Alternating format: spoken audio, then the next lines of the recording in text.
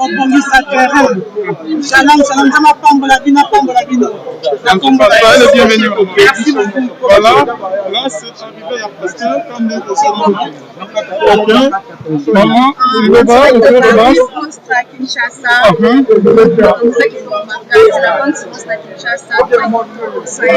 Merci beaucoup. Voilà.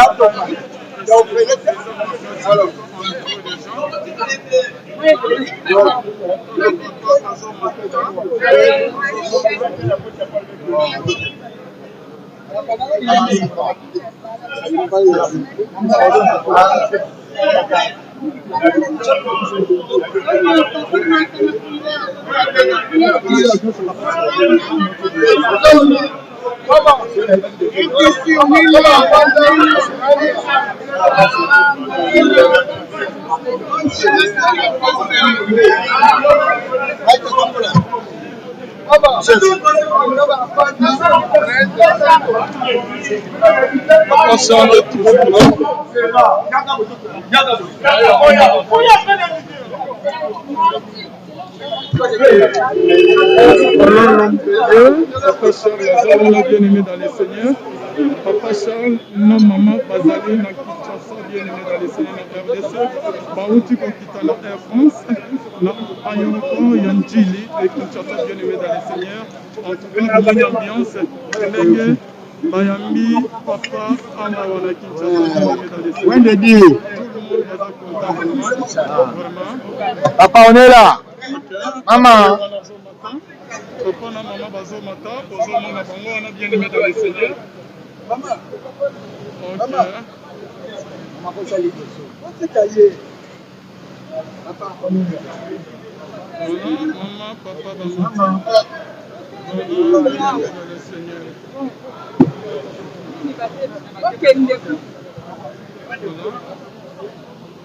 On a bien aimé dans les Seigneurs. Là c'était l'arrivée, il y a Papa Charles, on a Bamatina maman, Bazo Kende, vous allez toujours connecté à la meilleure chaîne de Bino, Larva Céleste de la Lola, et Sika Bonzambe, et qui te rend à l'oeil, mon amour, na Mifala, Bonzambe, na Bonzambe, Lola, Ezo Futa, bien aimé dans le Seigneur.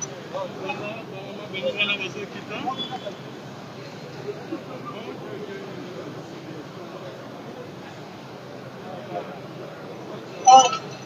Yo. Viens, aborde-moi le bois.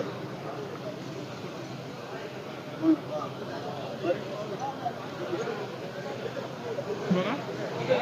La maman va accueillir.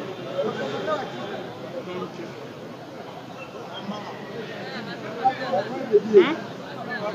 Charles. Maman, viens là. La bonne semence, c'est ça. Maman, a foutu déjà. Voilà. On a foutu pas le, on peut faire la 5 minutes. Comment il faut ça, voilà. Voilà. Ça, on peut d'abord le, on peut faire la c'est bien.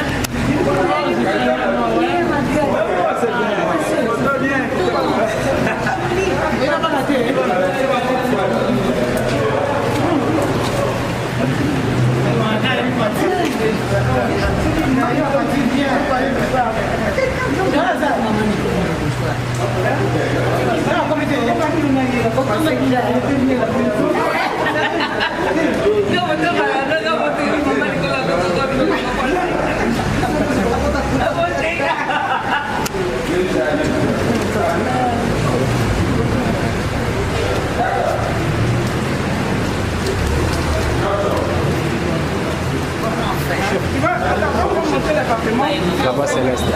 La voix céleste.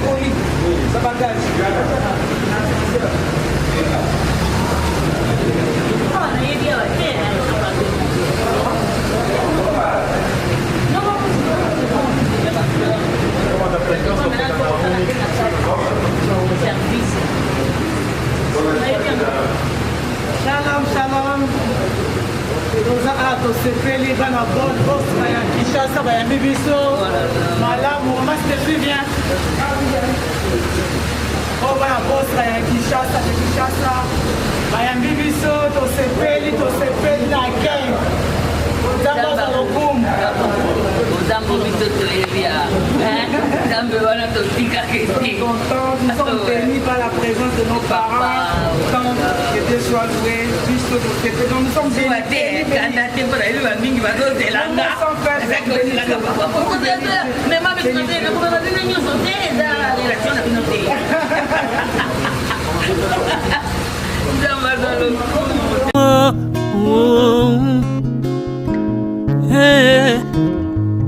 Oh